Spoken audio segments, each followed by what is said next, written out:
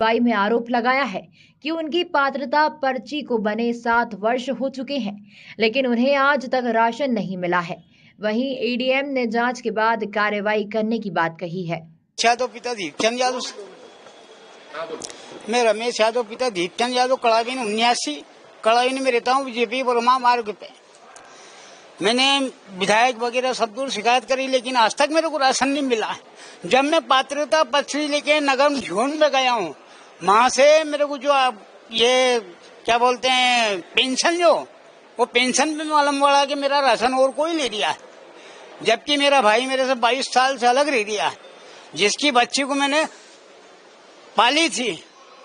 19 साल में उनने चली गई। आपको राशन कितने साल से नहीं मिल रहा? मेरे को 7 साल से राशन नहीं मिल रहा। आपको कैसे पता चला कि आपका राशन? मैं जब कल गया हूँ झोन पे पेंशन के लिए कि मेरा पेंशन, तो वो कह रहे हैं कि तुम्हारे 4-5 नाम लिखे हुए हैं। ये मैंने कहा मैं नहीं जानता अजय यादव कौन है। क्या काम करते हो आप? मैं हमाली करता हूँ। आपके बच्चे नहीं है? कुछ भी नहीं है मेरे बच्चे। अभी यहाँ जनसुनवाई में आए तो क्या बोला अधिकारी? ये अधिकारी ये बोल रहे हैं कि ये इनको दिया है, अब ये जांच कर रहे हैं।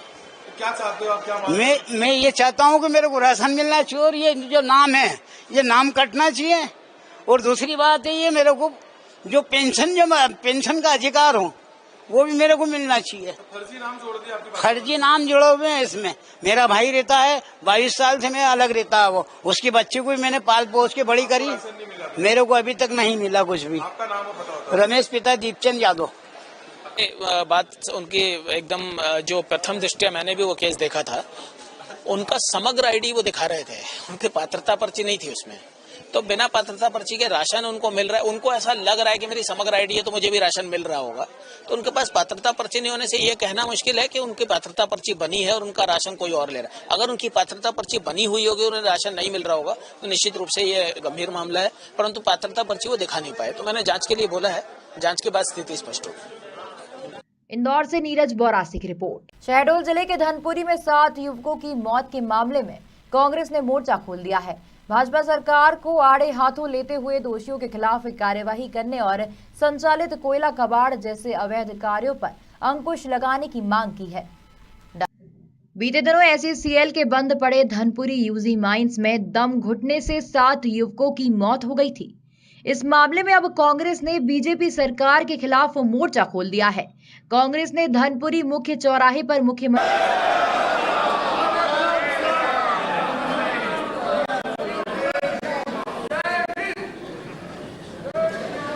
आइटम नंबर 1 माननीय वित्त मंत्री Shrimati Nirmala Sitharaman.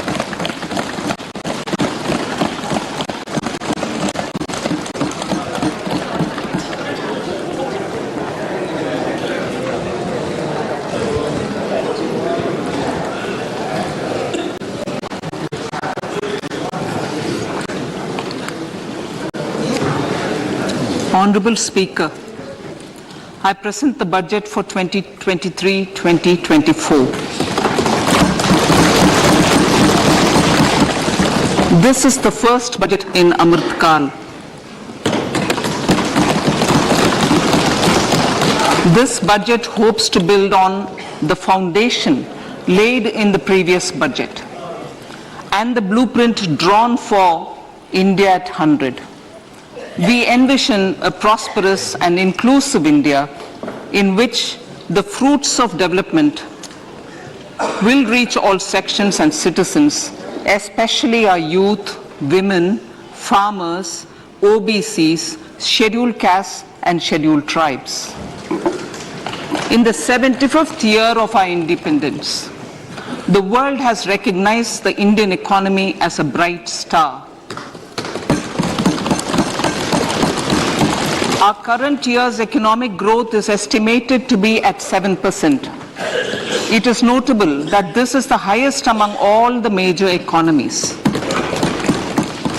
This is in spite of the massive slowdown globally caused by COVID-19 and war.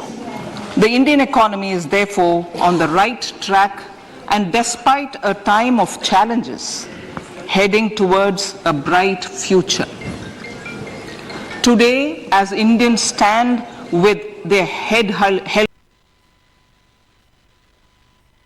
मंत्री शिवराज सिंह चौहान के खिलाफ नाराजगी जताते हुए नारेबाजी की है।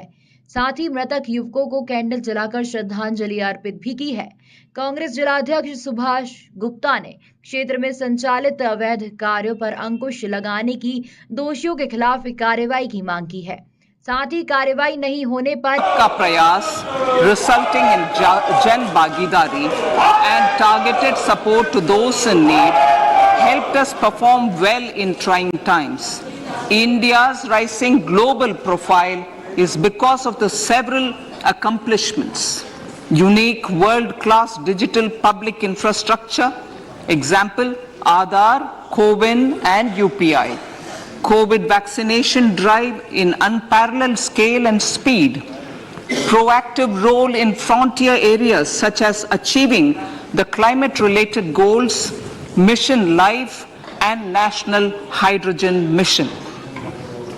During the COVID-19 pandemic, we ensured that no one goes to bed hungry with a scheme to supply free food grains to over 80 crore persons for 28 months.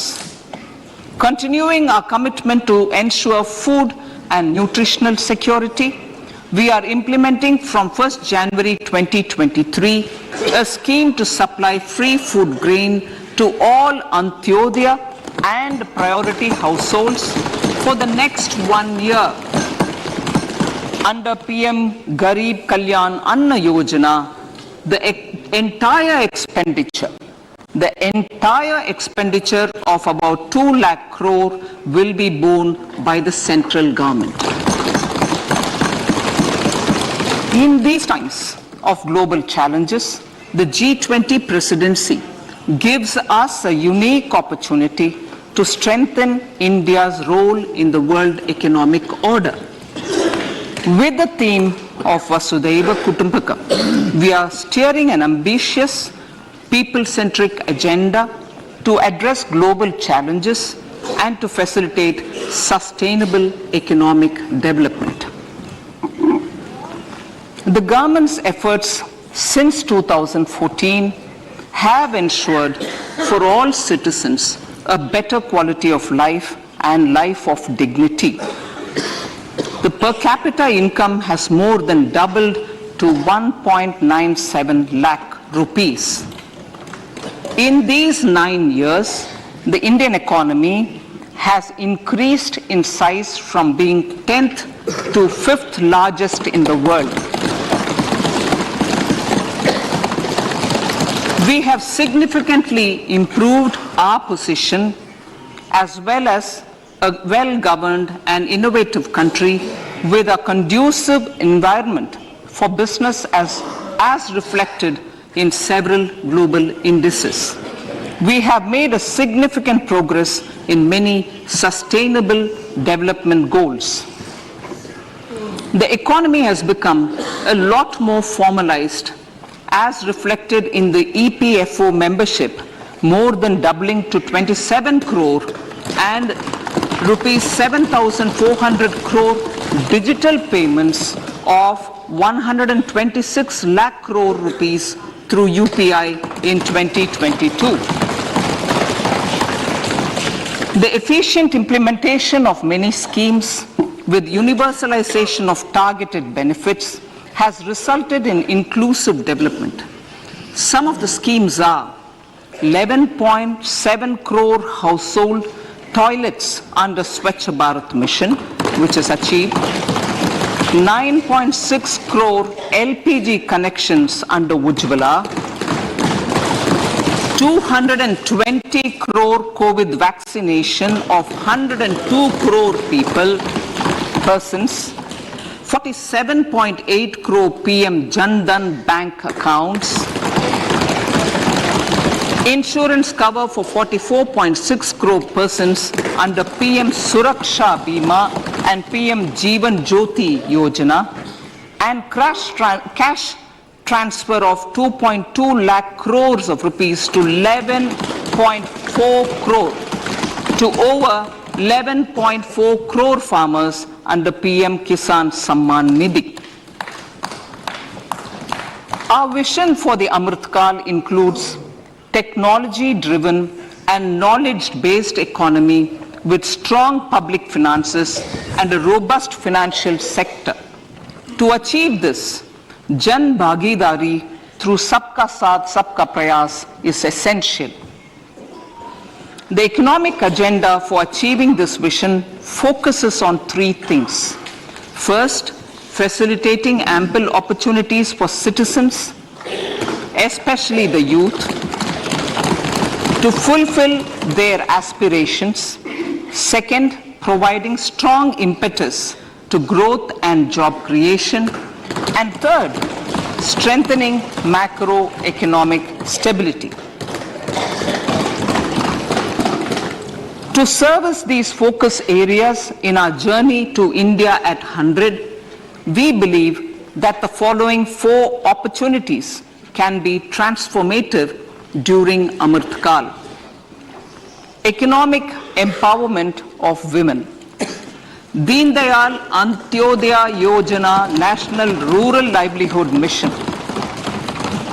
has achieved remarkable success by mobilizing rural women into 81 lakh self-help groups. We will enable these groups to reach the next stage of economic empowerment through formation of large producer enterprises or collectives, with each having several thousand members and managed professionally.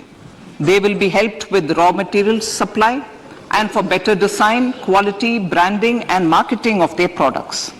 Through supporting these policies, they will be enabled to scale up their operations to serve the large consumer markets, as has been the case with the several startups growing into unicorns. PM Vishwakarma Kaushal Samman, PM Vikas. For centuries, traditional artisans and craftspeople who work with their hands using tools have brought renown for India. They are generally referred to as Vishwakarma. The art and the handicraft created by them represents the true spirit of Atmanirbhar Bharat. For the first time, a package of assistance for them has been conceptualized. The new scheme will enable them to improve the quality, scale, and reach of their products, integrating them with MSME value chain. The components of this scheme will include not only financial support, but also access to advanced skill training, knowledge of modern digital techniques, and efficient green technologies, brand promotion, linkage with local and global markets, digital payments, and social security. This will greatly benefit the scheduled castes, scheduled tribes, OBCs, women, and people belonging to the weaker sections. Tourism. The country offers immense attraction for domestic as well as foreign tourists. There is a large potential to be tapped in tourism. The sector holds huge opportunities for jobs and entrepreneurship for youth in particular. Promotion of tourism will be taken up on mission mode with active participation of states, convergence of government programs, and public-private partnerships. Green growth. We are implementing many programs for green fuel, green energy, green farming, green mobility, green buildings, and green equipment, and policies for efficient use of energy across various economic sectors. These green growth efforts help in reducing carbon intensity of the economy and provides for large-scale green job opportunities.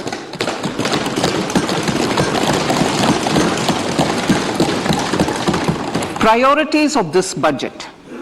The budget adopts the following 7 priorities. They complement each other and act as the Saptarishi guiding us through the Amrit Kal.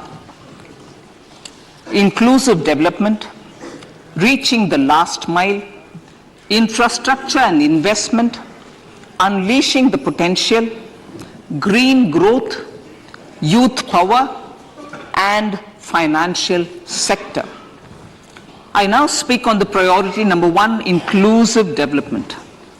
The government's philosophy of Sabka Saath, Sabka Vikas has facilitated inclusive development covering in specific farmers, women, youth, OBCs, scheduled castes, scheduled tribes, Divyangjan and economically weaker sections, and overall priority for the underprivileged. Vanchiton ko variyata.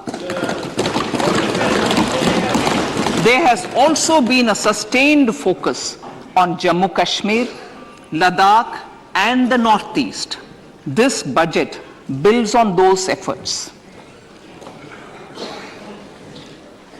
Digital public infrastructure for agriculture. Digital public infrastructure for agriculture will be built as an open source, open standard and interoperable public good.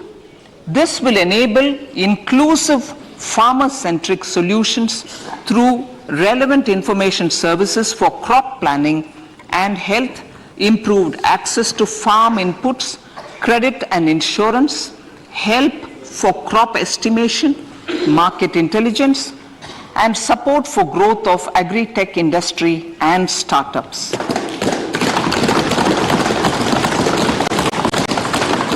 An agriculture accelerator fund. An agriculture accelerator fund will be set up to encourage agri startups by young entrepreneurs in rural areas. The fund will aim at bringing innovative and affordable solutions for challenges faced by farmers. It will also bring in modern technologies to transform agricultural practices, increase productivity and profitability. To enhance the productivity of extra long staple cotton, we will adopt a cluster-based and value chain approach through public-private partnerships.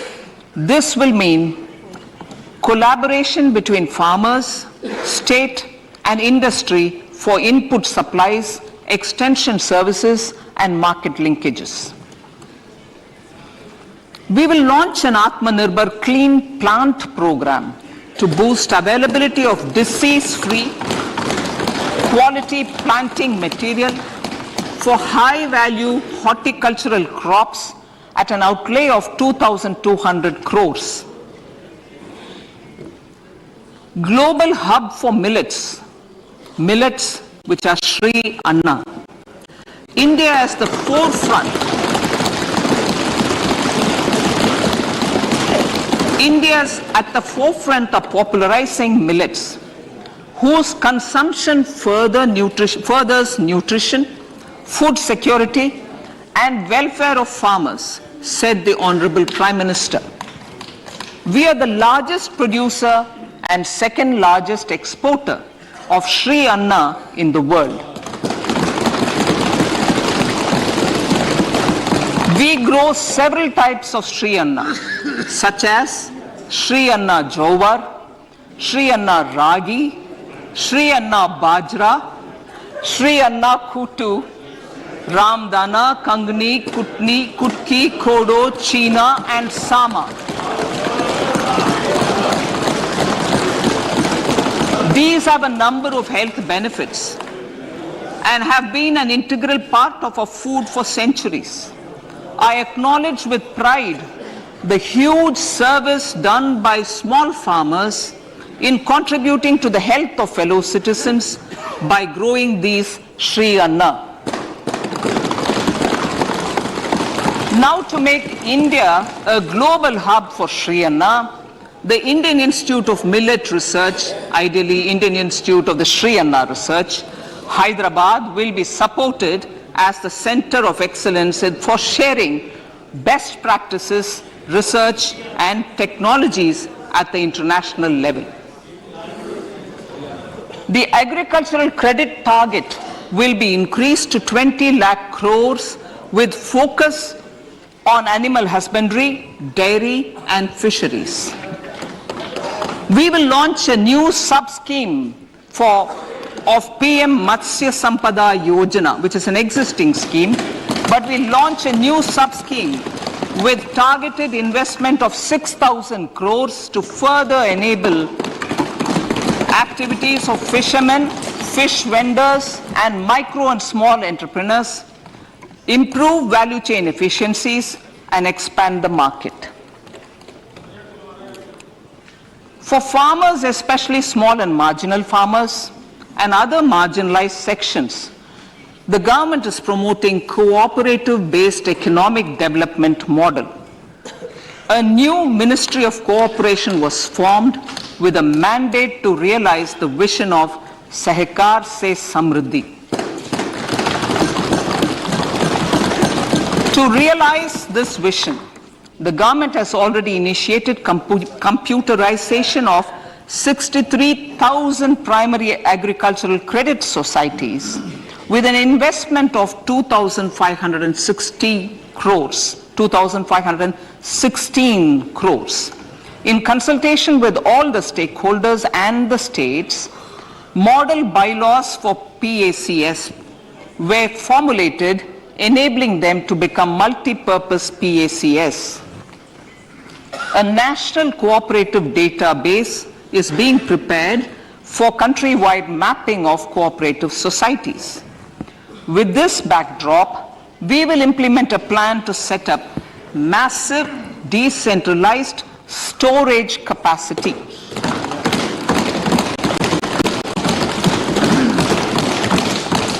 This will help farmers store their produce and realize remunerative prices through sale at appropriate times.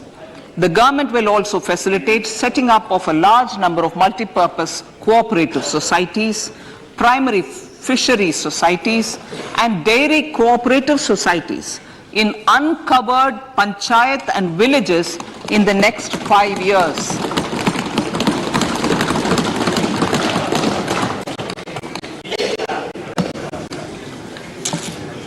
Health, education and skilling.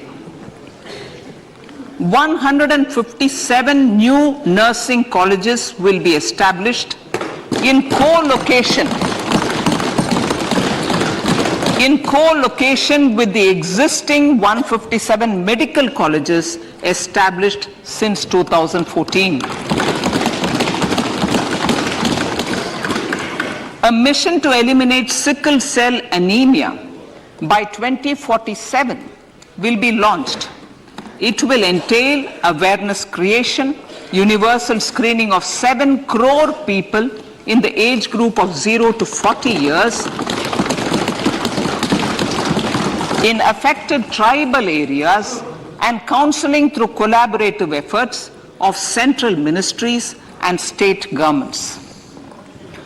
Facilities in select ICMR labs, Indian Council for Medical Research labs, will be made available for research by public and private medical college faculty and private sector R&D teams for encouraging collaborative research and innovation.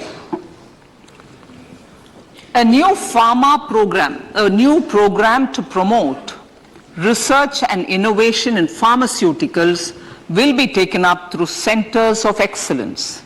We shall also encourage industry to invest in research and development in specific priority areas.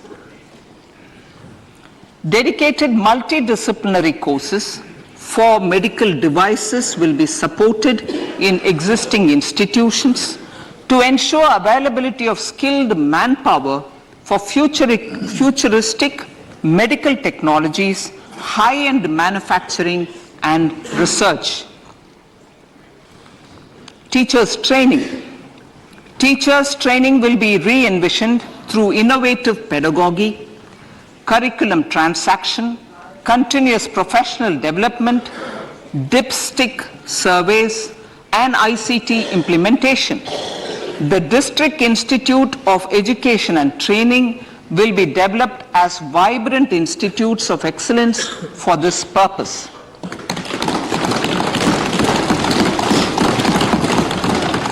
National Digital Library for Children and Adolescents. A national digital library for children and adolescents will be set up for facilitating availability of quality books across geographies, languages, genres, and levels, and device-agnostic accessibility. States will be encouraged to set up physical libraries for them at panchayat and ward levels and provide infrastructure for accessing the national digital library resources. Additionally, to build a culture of reading and to make up for pandemic time learning loss, the National Book Trust, the Children's Book Trust, and other sources will be encouraged to provide and replenish non-curricular titles in regional languages and in English to these physical libraries. Collaboration with NGOs that work in literacy will also be a part of this initiative. To inculcate financial literacy, financial sector regulators and organizations will be encouraged to provide age-appropriate reading material to these libraries. I move to priority 2, reaching the last mile. Prime Minister Vajpayee's government had formed the Ministry of Tribal Affairs and the Department of Development of Northeast Region to provide a sharper focus to the objective of reaching the last mile. Our government has formed the Ministries of Ayush, Fisheries, Animal Husbandry and Dairying, Skill Development, Jal Shakti and Cooperation. Building on the success of the Aspirational Districts program, the government has recently launched the Aspirational Blocks program, covering 500 blocks for saturation of essential government services across multiple domains such as health, nutrition, education, agriculture, water resources, financial inclusion, skill development, and basic infrastructure. Manya Speaker, Sir, Pradhan Mantri PBTG, which is Primitive Vulnerable Tribal Groups Development Mission, is being launched. To improve socio-economic conditions of the particularly vulnerable tribal groups, the PBTGs as we refer them to, Pradhan Mantri PBTG Development Mission will be launched. This will saturate PBTG families and habitations with basic facilities such as safe housing, clean drinking water and sanitation, improved access to education, health, nutrition, road and telecom connectivity, and sustainable livelihood opportunities. An amount of 15,000 crores will be made available to implement the mission in the next 3 years under the Development Action Plan for the Scheduled Tribes. Ekalavya Model Residential Schools. In the next 3 years, Center will recruit 38,800 teachers and support staff for the 740 Ekalavya Model Residential Schools, which is serving 3.5 lakh tribal students.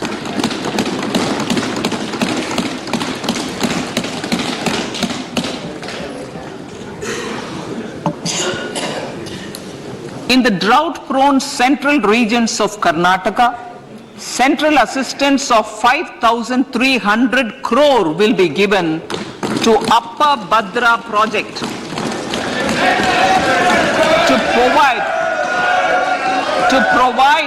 sustainable micro irrigation and filling up of surface tanks for drinking water. PM Awas Yojana. The outlay for PM Awas Yojana is being enhanced by 66% to over 79,000 crores. Bharat Shared Repository of Inscriptions will be set up in a digital epigraphy museum with digitization of 1 lakh ancient inscriptions in the first stage. Support for poor prisoners. For poor persons who are in prisons and unable to afford the penalty or the bail amount, required financial support will be provided. Priority number 3, infrastructure and investment. Investments in infrastructure and productive capacity have a large multiplier impact on growth and employment. After the subdued period of the pandemic, private investments are growing again. The budget takes the lead once again to ramp up the virtuous cycle of investment and job creation. Honorable Speaker, sir, the capital investment outlay is being increased steeply for the 3rd year in a row by 33% to 10 lakh crores, which would be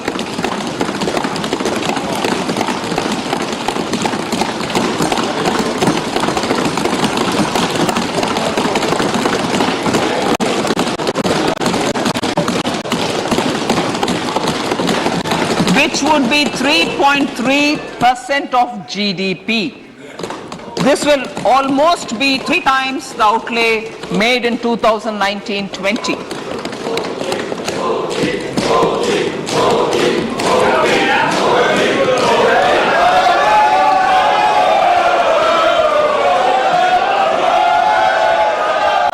This substantial increase in recent years is central to the government's efforts to enhance growth potential and job creation, crowd in private investments, and provide a cushion against global headwinds. The direct capital investment by the center is complemented by the provision made for creation of capital assets through grants and aids to state. The effective capital expenditure of the center is budgeted at 13.7 lakh crore rupees, which will be 4.5% of GDP. Support to state governments for capital investment. I have decided to continue the 50-year interest-free loan to state governments for 1 more year to spur investment in infrastructure and to incentivize them for complementary policies actions with a significantly enhanced outlay of 1.3 lakh crores. The newly established Infrastructure Finance Secretariat will assist all stakeholders for more private investment in infrastructure, including railways, roads, urban infrastructure, and power, which are predominantly dependent on public resources. The harmonized master list of infrastructure will be reviewed by an expert committee for recommending the classification and financing framework suitable for Amrit Kal. A capital outlay, I'm talking about railways now, sir, Honorable Speaker. Railways. A capital outlay of 2.40 lakh crores has been provided for the railways. This is the highest ever outlay this highest ever outlay is about 9 times the outlay made in 2013-14. 100 critical transport infrastructure projects for last and first mile connectivity for ports, coal, steel, fertilizer and food grain sectors have been identified. They will be taken up on priority with investment of 75,000 crores, including 15,000 crore from private sources.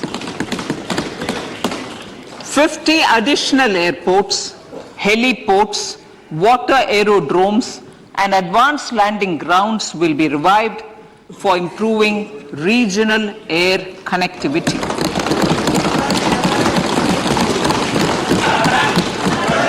Sustainable cities for tomorrow.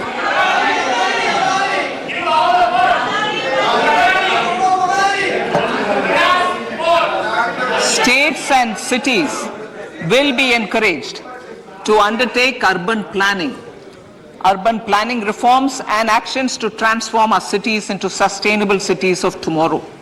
This means efficient use of land resources, adequate resources for urban infrastructure, transit-oriented development, enhanced availability and affordability of urban land and opportunities for all.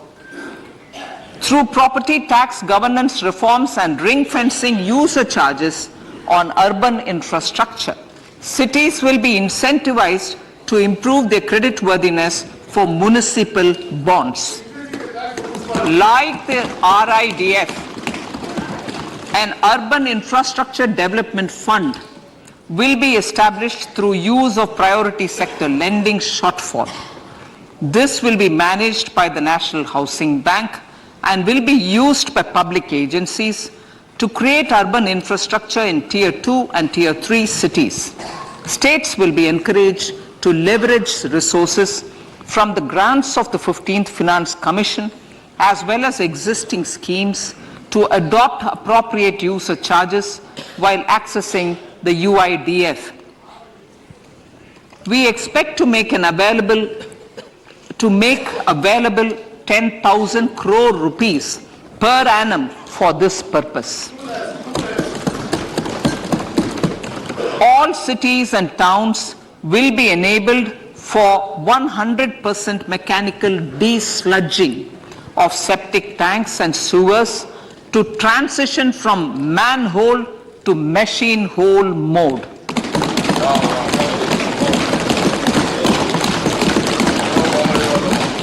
Enhanced focus will be provided for scientific management of dry and wet waste. Honorable Speaker, sir, our Prime Minister had said, good governance is the key to a nation's progress. Our government is committed to providing a transparent and accountable administration which works for the betterment and welfare of common citizens. Mission Karma Yogi. Under Mission Karma Yogi, center, states and the union territories are making and implementing capacity building plans for civil servants. The government has also launched an integrated online training platform, I Got Karma Yogi, to provide continuous learning opportunities for lakhs of government employees to upgrade their skills and facilitate people-centric approach.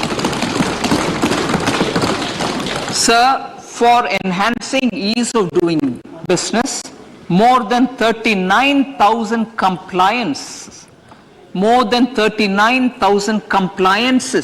have been reduced and more than 3,400 legal provisions have been decriminalized. For furthering the trust-based governance, we have introduced the Jan Vishwas Bill to amend 42 central acts. This budget proposes a series of measures to unleash the potential of our economy. Centers of Excellence for Artificial Intelligence. For realizing the vision of Make AI in India and Make AI Work for India, 3 Centers of Excellence for Artificial Intelligence will be set up in top educational institutions. Leading industry players will partner in conducting interdisciplinary research, develop cutting-edge applications, and scalable problem solutions in the areas of agriculture, health, and sustainable cities. This will galvanize an effective AI ecosystem and nurture quality human resources in the field. National Data Governance Policy. To unleash innovation and research by startups and academia, a national data governance policy will be brought out This will enable access to anonymized data. The KYC process will be simplified, adopting a risk-based instead of one-size-fits-all approach. The financial sector regulators will also be encouraged to have a KYC system fully amenable to meet the needs of digital India. One-stop solution for identity and address updating. A one-stop solution for reconciliation and updating of identity and address of individuals maintained by various government agencies, regulators, and regulated entities will be established using DigiLocker service and Aadhaar as foundational identity. Speaker, sir, common business identifier. For the business establishments required to have a permanent account number, the PAN will be used as the common identifier for all digital systems of specified government agencies. This will bring ease of doing business, and it will be facilitated through a legal mandate. For obviating the need for separate submission of same information to different government agencies, a system of unified filing process will be set up. Such filing of information or return in simplified forms on a common portal will be shared with other agencies as per the filer's choice. Vivad se Vishwas 1.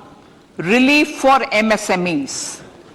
In cases of failure by MSMEs to execute contracts during the COVID period, 95% of the forfeited amount relating to the bid or performance security will be returned to them by government and government undertakings.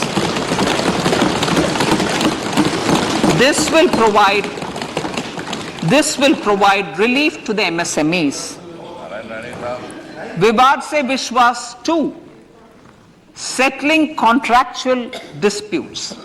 To settle contractual disputes of government and government undertakings wherein arbitral award is under challenge in a court, a voluntary settlement scheme with standardized terms will be introduced. This will be done by offering graded settlement terms depending on pendency level of the dispute.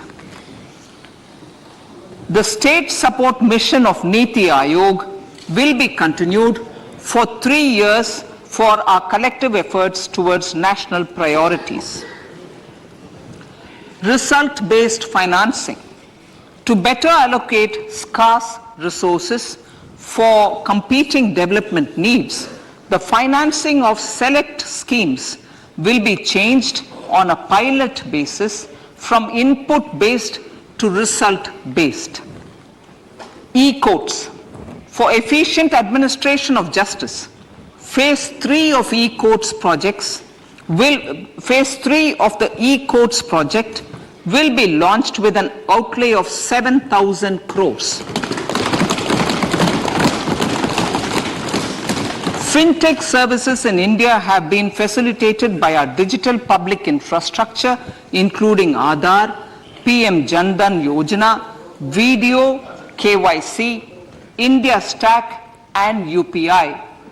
To enable more fintech innovative services, the scope of documents available in DigiLocker for individuals will be expanded. An entity DigiLocker will be set up for the use by MSMEs, large businesses, and also charitable trusts. This will be towards storing and sharing documents online securely whenever needed with various authorities, regulators, banks, and other business entities. 5G services. 100 labs for developing applications using 5G services will be set up in engineering institutions.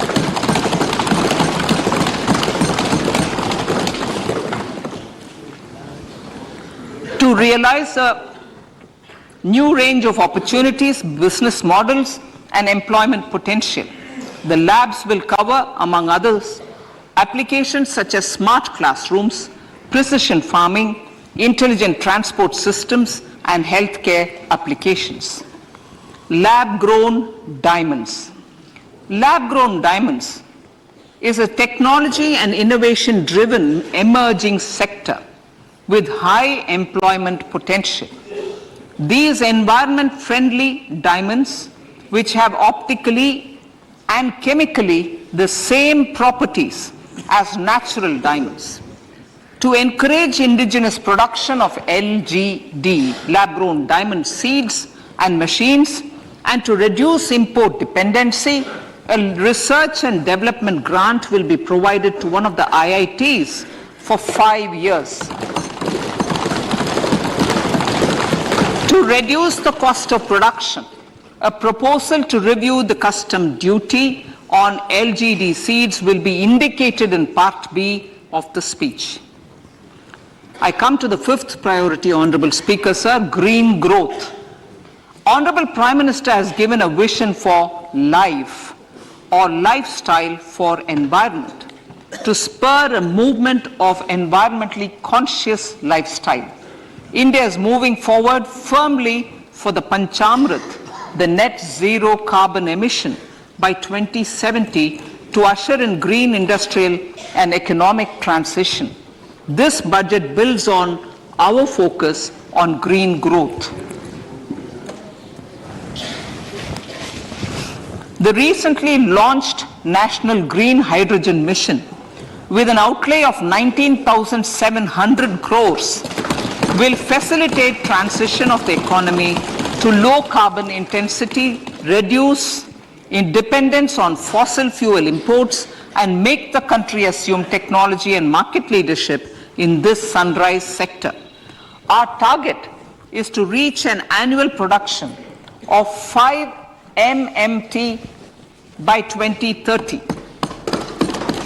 Energy transition.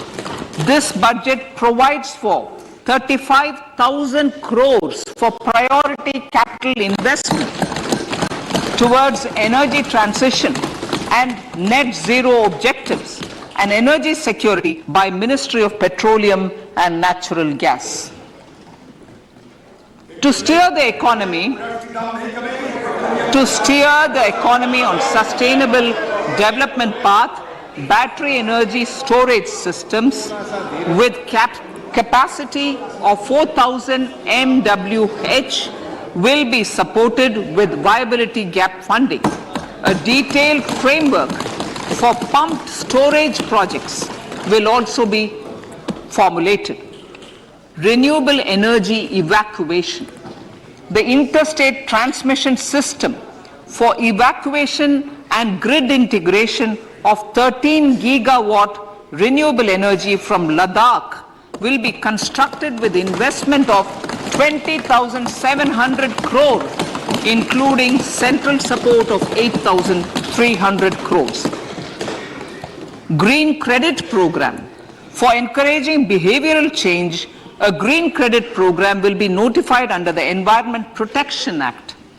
This will incentivize environmentally sustainable and responsive actions by companies, individuals, and local bodies, and help mobilize additional resources for such activities. PM Program for Restoration, Awareness, Nourishment, and Amelioration of Mother Earth, PM Pranam, will be launched to incentivize states and union territories to promote alternative fertilizers and balanced use of chemical fertilizers. Go Bardhan Scheme.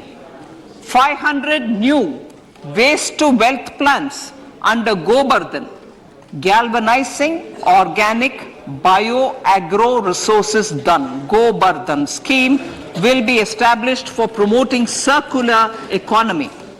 These will include 200 compressed biogas plants, including 75 plants in urban areas and 300 community or cluster-based plants at a total investment of 10,000 crores.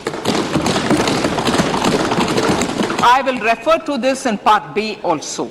In due course, a 5% CBG mandate will be introduced for all organizations marketing natural and biogas.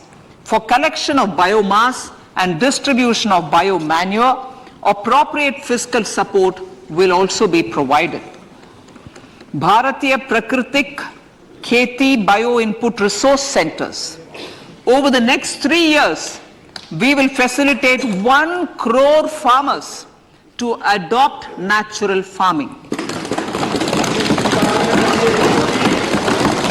For this, Honorable Speaker, 10,000 bio input resource centers will be set up, creating a national level distributed micro fertilizer and pesticide manufacturing network.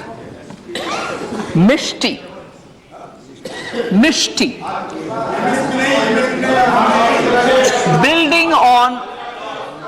Building on India's success in afforestation, mangrove initiative for shoreline habitats and tangible incomes, Mishti, will be taken up for mangrove plantation along the coastline and on salt pan lands wherever feasible through convergence between Manrega, Campa, Fund and other sources. Amrit Dharohar. Wetlands are vital ecosystems which sustain biological diversity. In his latest Mann Ki Baat, the Prime Minister said, now, I quote, now the total number of Ramsar sites in our country has increased to 75, whereas before 2014, there were only 26, unquote. Local communities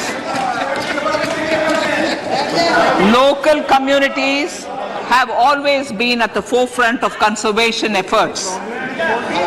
The government will promote their unique conservation values through Amrit Dharohar, a scheme that will be implemented over the next 3 years to encourage optimal use of wetlands and enhance biodiversity, carbon stock, ecotourism opportunities, and income generation for local communities. Coastal shipping.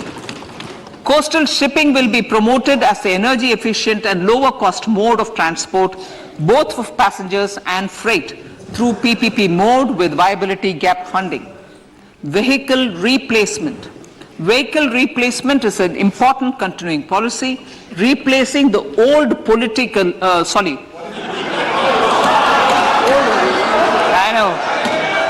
replacing, absolutely, thank you. Replacing old polluting vehicles. May be applicable, right? Replacing old polluting vehicles is an important part of greening our economy. In furtherance of the vehicle scrapping policy mentioned in Budget 21-22, I have allocated adequate funds to scrap old vehicles of the central government. States will also be supported in replacing old vehicles and old state ambulances. Honorable Speaker, sir, I move to priority 6, youth power.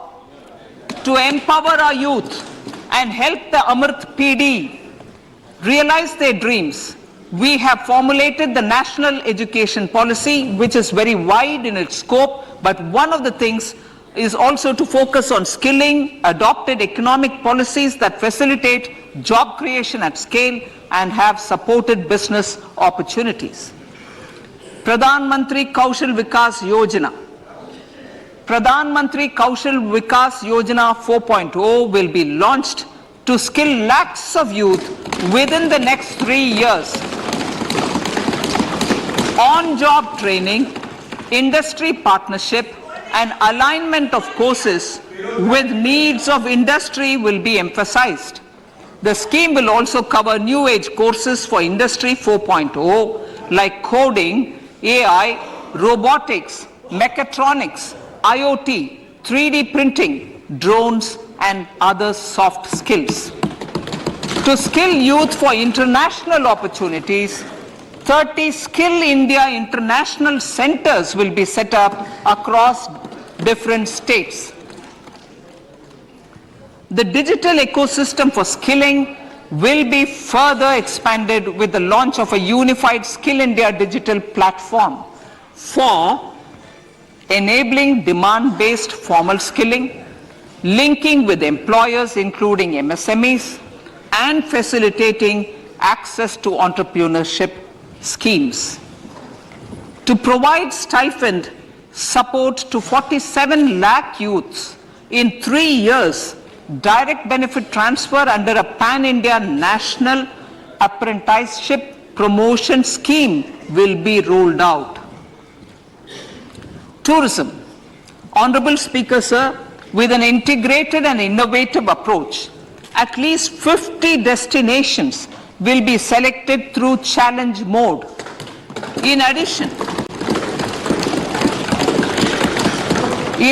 to aspects such as physical connectivity, virtual connectivity, tourist guides, high standards for food streets, and tourist security, all the relevant aspects would be made available on an app to enhance tourist experience. Every destination would be developed as a complete package. The focus of development of tourism would be on domestic as well as foreign tourists.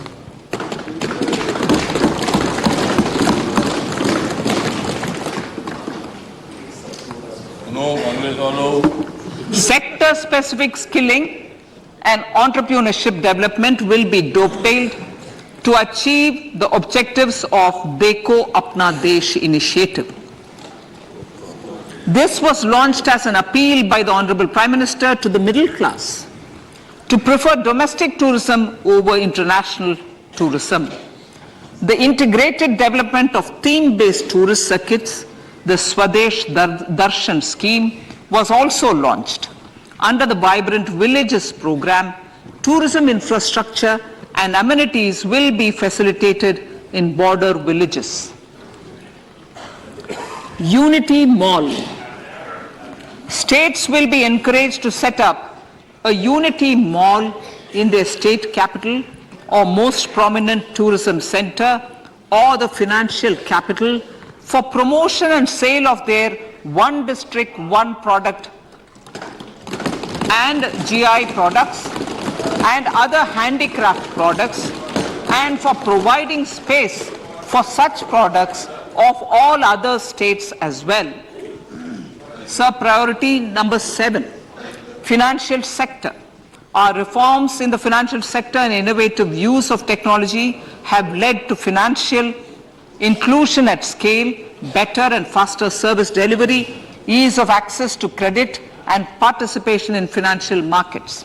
This budget proposes to further these measures. Credit guarantee for MSMEs. Last year, I proposed revamping of the credit guarantee scheme for the MSMEs. I am happy to announce that the revamped scheme will take effect from 1st April 2023 through infusion of 9,000 crores in the corpus.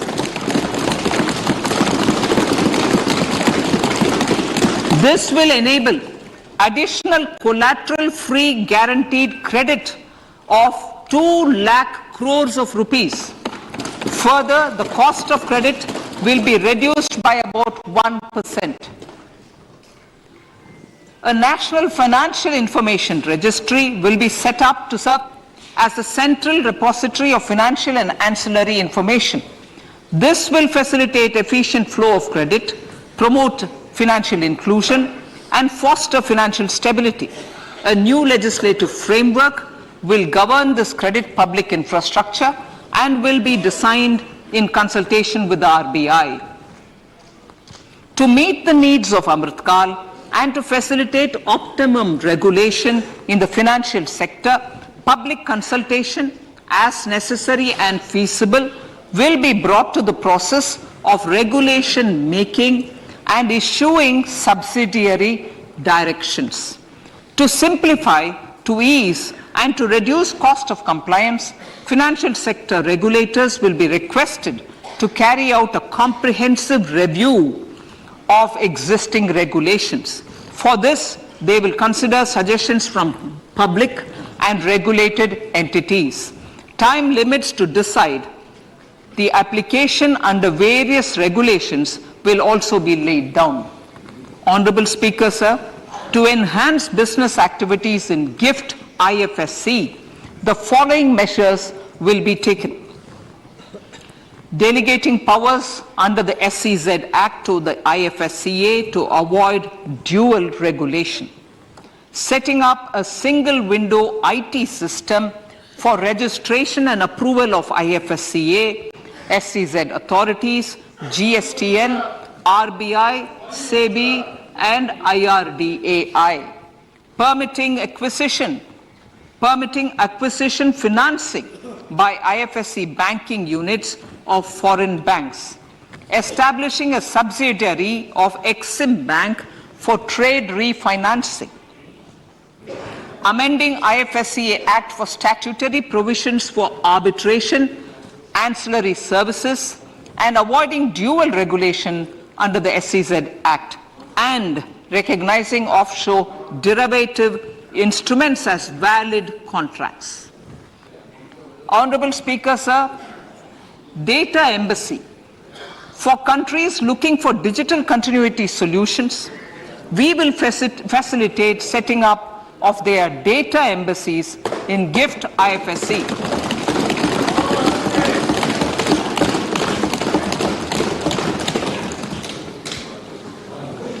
Improving governance and investor protection in banking sector. To improve bank governance and enhance investors' protection, certain amendments to the Banking Regulation Act, the Banking Companies Act, and the Reserve Bank of India Act are being proposed. Capacity building in securities market.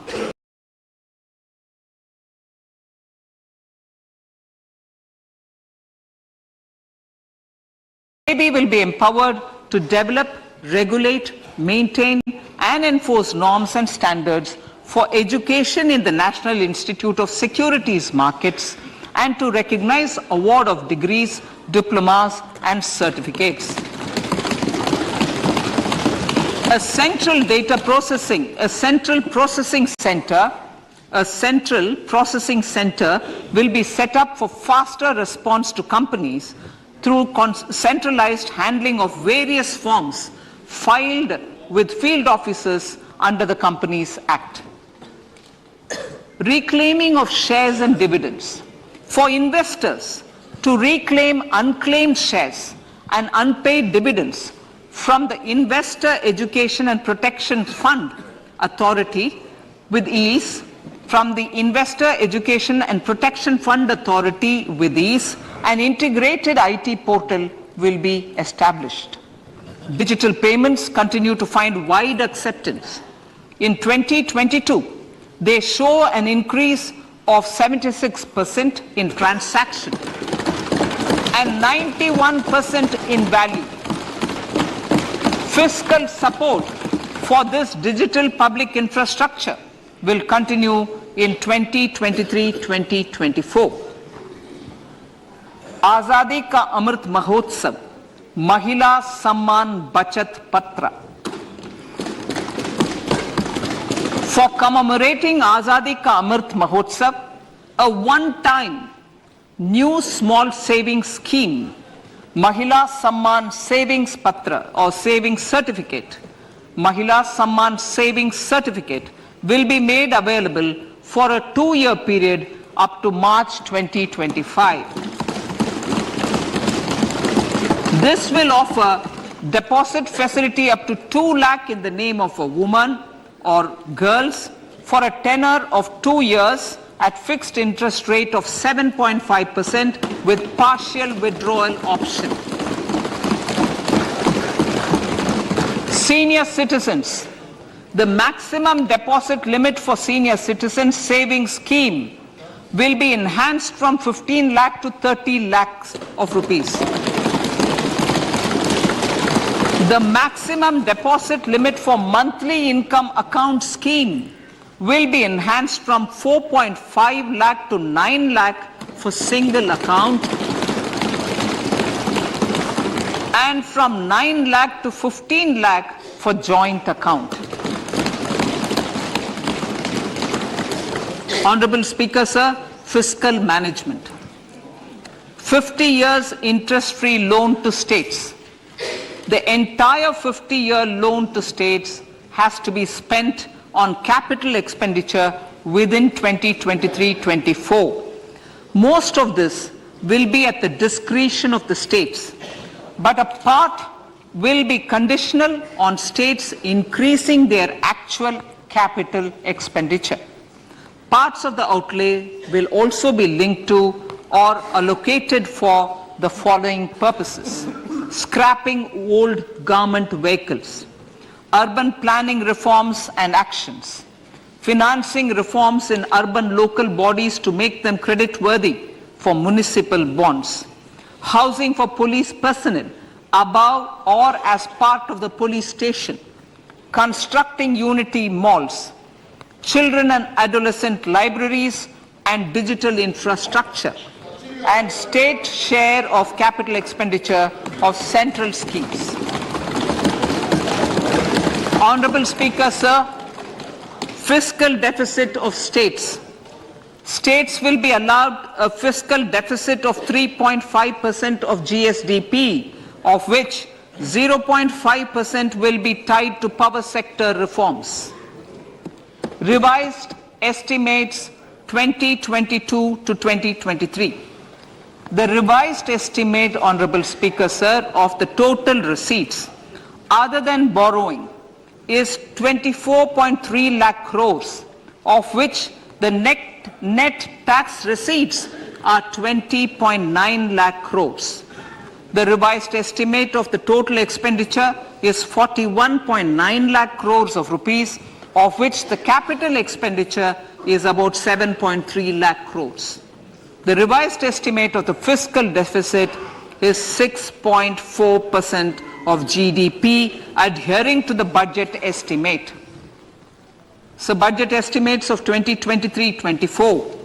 Coming to 2023-24, the total receipts other than borrowings and the total expenditure are estimated at 27.2 lakh crores and 45 lakh crores respectively.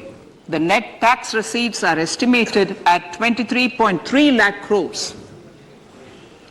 The fiscal deficit is estimated to be 5.9% of the GDP. In my budget speech for 21-22, I had announced that we plan to continue the path of fiscal consolidation, reaching a fiscal deficit of below 4.5% by 2025-26, with a fairly steady decline over the period. We have adhered to this path, and I reiterate my intention to bring the fiscal deficit below 4.5% of GDP by 2025-26. To finance the fiscal deficit in 2023-24, the net market borrowings from dated securities are estimated at 11.8 lakh crores. The balance financing is expected to come from small savings and other sources. The gross market borrowings are estimated at 15.43 lakh crores of rupees. Honorable Speaker, sir, I now move to Part B.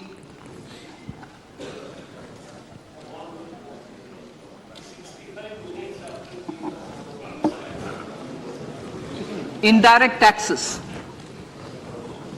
My indirect tax proposals will aim to promote exports, boost domestic manufacturing, enhance domestic value addition, encourage green energy and mobility. A simplified tax structure with fewer tax rates helps in reducing compliance burden and improving tax administration. I propose to reduce the number of basic customs duty rates on goods other than textiles and agriculture from 21 to 13. As a result, there are minor changes in the basic custom duties, cesses and surcharges on some items including toys, bicycle, automobiles and naphtha. Green mobility. To avoid cascading of taxes on blended compressed natural gas, I propose to exempt excise duty on GST paid compressed biogas contained in it. To further provide impetus to green mobility, customs duty exemptions is being extended to import of capital goods and machinery required for manufacture of lithium-ion cells for batteries used in electrical vehicles as well. Electronics. As a result of various initiatives of the government, including phased manufacturing program, mobile phone production in India has increased from 5.8 crore units valued at about 18,900 crore in 2014-15 to 31 crore units valued at 2,75,000 crore in the last financial year. To further deepen domestic value addition in manufacturing of mobile phones, I propose to provide relief to customs duty. I propose to provide relief in customs duty on import of certain parts and inputs like camera lens and continue the concessional duty on lithium-ion cells for batteries for another year. Similarly, to promote value addition in manufacture of televisions, I propose to reduce the basic customs duty on parts of open cells of TV panels to 2.5%. Electrical. To rectify inversion of duty structure and encourage manufacturing of electric kitchen chimneys, the basic custom duty on electric kitchen chimney is being increased from 7.5% to 15%, and that on heat coils for these is proposed to be reduced from 20% to 15%. Chemicals and petrochemicals. Denatured ethyl alcohol is used in chemical industry. I propose to exempt basic customs duty on it. This will also support the ethanol blending program and facilitate an endeavor for energy transition. Basic customs duty is also being reduced on acid-grade fluorospar from 5% to 2.5% to make the domestic fluorochemicals industry competitive. Further, the basic customs duty on crude glycerin for use in manufacture of epichlorohydrin is proposed to be reduced from 7.5% to 2.5%.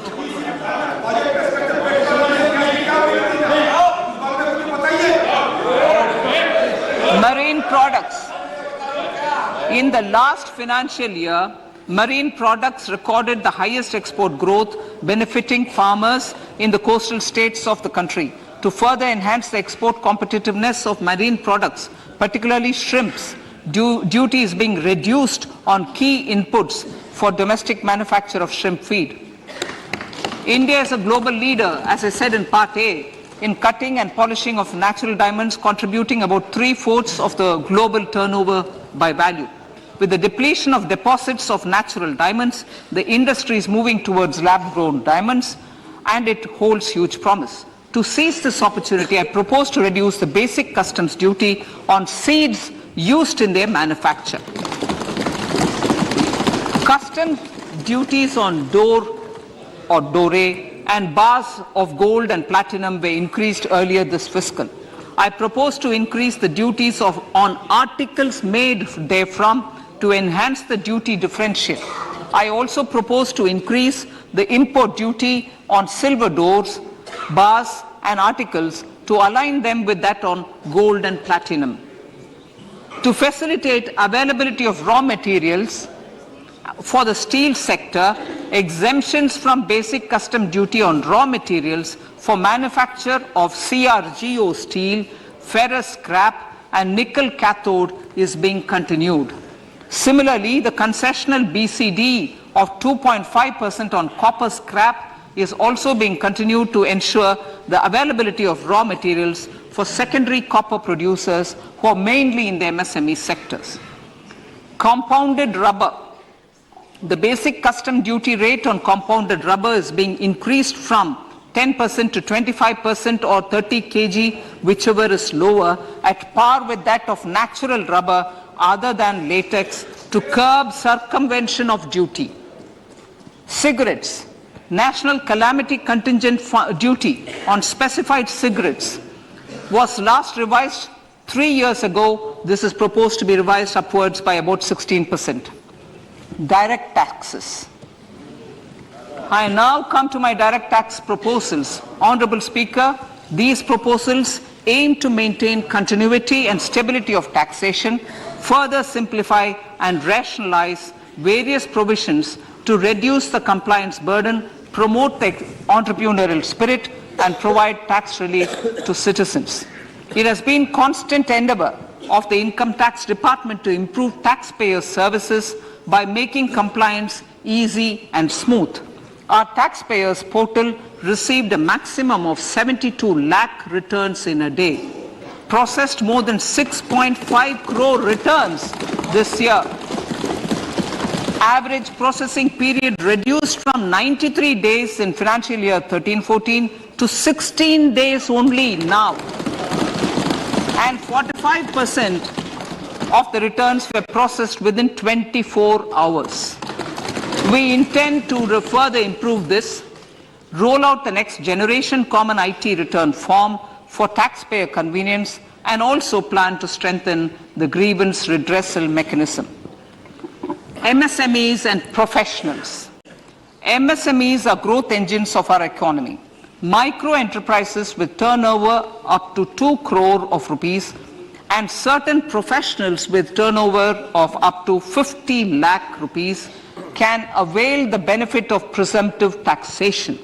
I propose to provide enhanced limits of 3 crore and 75 lakh respectively to the taxpayers whose cash receipts are no more than 5%.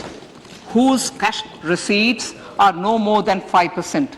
Moreover, to support MSMEs in timely receipt of payments, I propose to allow deduction for expenditure incurred on payments made to them only when payment is actually made. Cooperation. Cooperation is a value to be cherished. In realizing our Prime Minister's goal for Sahkar Se Samriddhi and his resolve to connect the spirit of cooperation with the spirit of Amrit Kal, in addition to the measures proposed in Part A, I have a slew of proposals for the cooperation sector. First, new cooperatives that commence manufacturing activities till 2024, 31st March, shall get the benefit of a lower tax rate of 15%, as is presently available to new manufacturing companies. Secondly, I propose to provide an opportunity to sugar cooperatives to claim payments made to sugarcane farmers for the period prior to the assessment year 2016-17 as expenditure. This is expected to provide them a relief of almost 10,000 crores. Thirdly, I am providing a higher limit of 2 lakh per member for cash deposits to loans in cash by primary agricultural cooperative societies and primary cooperative agriculture and rural development banks. I repeat that. Thirdly, I am providing a higher limit of 2 lakh per member for cash deposits to and loans in cash by primary agricultural cooperative societies and primary cooperative agricultural and rural development banks. Similarly, a higher limit of 3 crore for TDS on cash withdrawal is being provided to cooperative societies. Startups.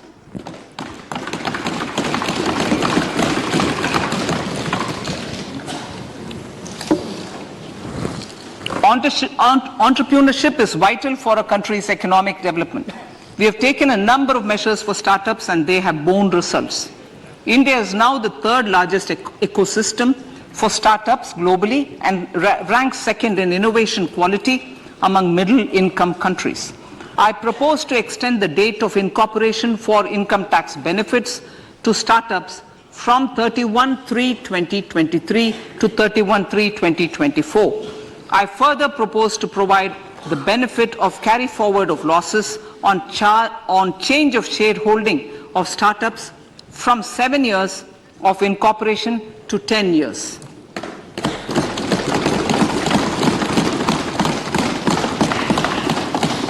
To reduce the pendency of appeals at commissioner level, I propose to deploy about 100 joint commissioners for disposal of small appeals. We shall also be more selective in taking up cases for scrutiny of returns already received this year. Better targeting of tax concessions. For better targeting of tax concessions and exemptions, I propose to cap deduction from capital gains on investment in residential house under Section 54 and Section 54F to 10 crores. Another proposal with similar intent is to limit income tax exemption from proceeds of insurance policies with very high value. Rationalization. Honorable Speaker, sir, there are a number of proposals relating to rationalization and simplification. Income of authorities, boards, and commissions set up by statutes of union or state for the purpose of housing, development of cities, towns, and villages, and regulating and developing an activity or matter is proposed to be exempted from income tax. Other major measures in this direction are removing the minimum threshold of 10,000 for TDS and clarifying taxability relating to online gaming, not treating conversion of gold into electronic gold receipts and vice versa as capital gains, reducing the TDS rate from 30% to 20% on taxable portion of EPF withdrawals in non-PAN cases, and taxation on income for market-linked debentures. Other major proposals in the finance bill relate to the following: extension of period of tax benefits to funds relocating to IFSC, GIFT City till 31/3/2025, decriminalization under Section 276A of the Income Tax Act, allowing carry forward of losses on strategic disinvestment, including that of IDBI Bank, and providing EEE status to Agnivir Fund. Personal income tax.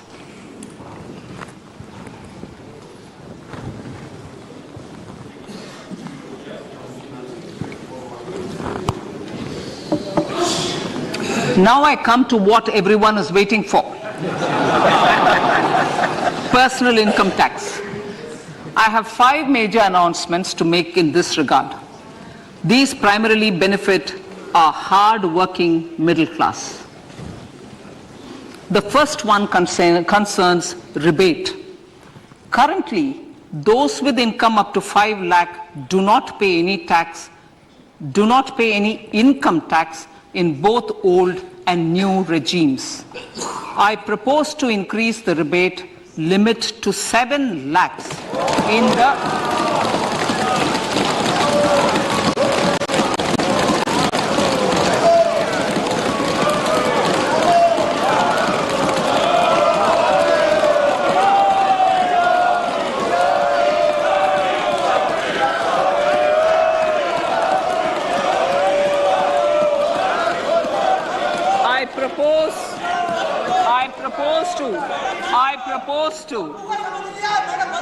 I propose to increase the rebate limit to 7 lakh in the new tax regime.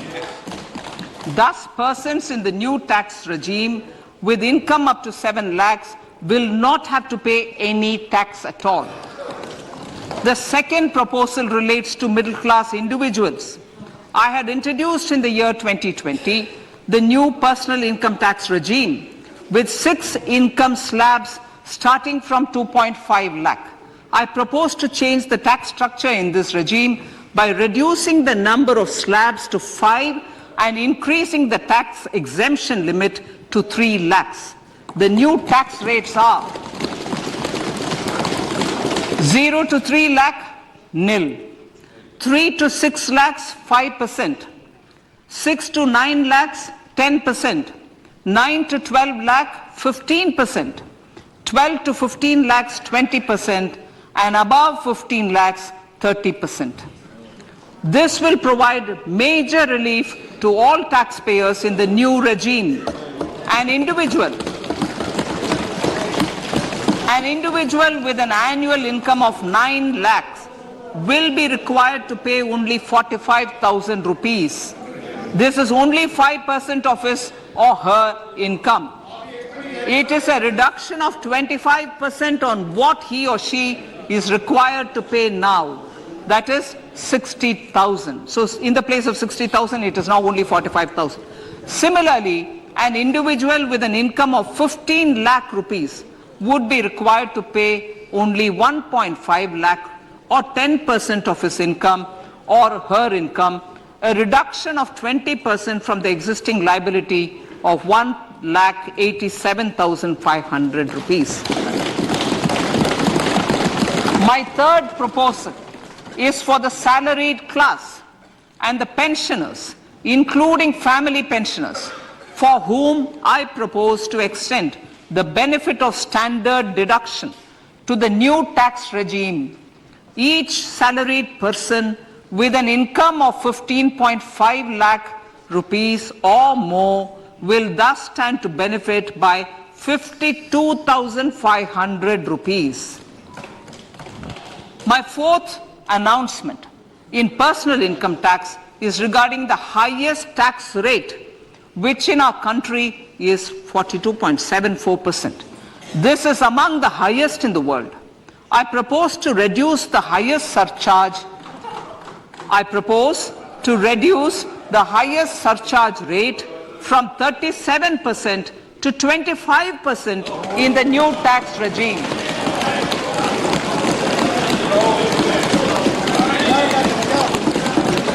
This would result in reduction of the maximum rate. This would result in the reduction of the maximum tax rate to 39%. Lastly, the limit of 3 lakh rupees for tax exemption on leave encashment on retirement of non-government salaried employees was last fixed in the year 2002, when the highest basic pay in the government was only 30,000 rupees per month. In line with the increase in the government salaries, I am proposing to increase this limit to 25 lakh rupees.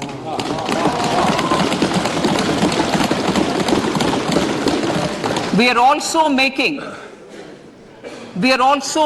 the new income tax regime as the default tax regime. However, citizens will continue to have the option to avail the benefit of the old tax regime. Apart from these, I am also making some other changes as given in the annexure. As a result of these proposals, revenue of about 38,000 crore to 37,000 crore in direct taxes and rupees 1,000 crore in indirect taxes will be foregone, while revenue of about 3,000 crore will be additionally mobilized. Thus, the total revenue foregone is about 35,000 crores annually. Honorable Speaker, sir, with these words, I commend the budget to this august House.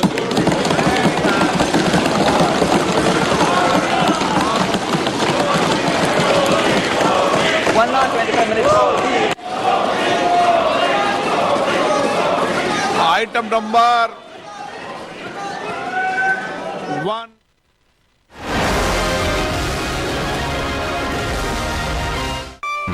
की फसल, भरे पूरे खेत खलिहान, हर किसान का बस यही अरमान। लेकिन कभी बारिश, कभी बिजली, कभी ओला, कभी सूखा। भैया खेती में तो जोखिम रहता ही है, अब क्या करें। अब प्रकृति का कोनो उपाय है का? प्रकृति का तो नहीं, मगर नुकसान का उपाय है। अच्छा, हाँ, AIC से फसल बीमा। फसल बीमा? मतलब मामूली सा प्रीमियम दो और बड़ी चिंता से मुक्ति पाओ। जब AIC का सड़क पर उतरकर विरोध प्रदर्शन करने की चेतावनी दी है। जो नौजवानों की मौत हुई है, इसका मुख्य कारण पुलिस प्रशासन की निष्क्रियता और कॉलोनी प्रबंधन की लापरवाही है।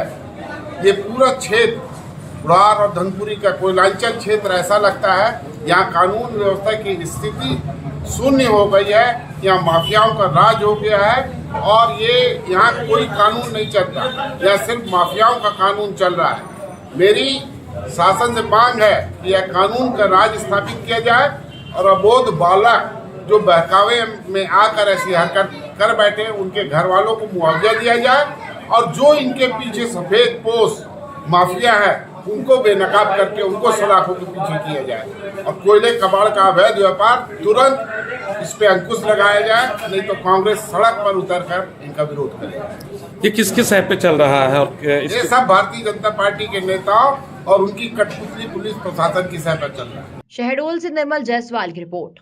खबरों में बस इतना ही, बने रहिए खबर मध्य प्रदेश छत्तीसगढ़ के साथ।